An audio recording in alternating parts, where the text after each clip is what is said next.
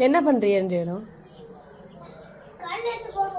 ஸ்கூலுக்கு கிளம்ப வா வான்னு சொல்லிக்கிட்டு இருக்கல.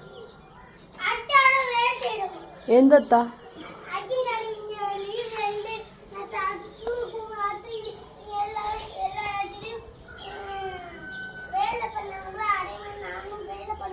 சரி, ஸ்கூல் கிளம்பலையா? அப்ப வேலை பண்ணிட்டு இருந்தா அதெல்லாம் எடுக்கக்கூடாது. ஸ்கூல் கிளம்பலையா நீ? மணி எத்தனை ஆகுது? ஆ, பல்லு விளக்குனியா காலையில?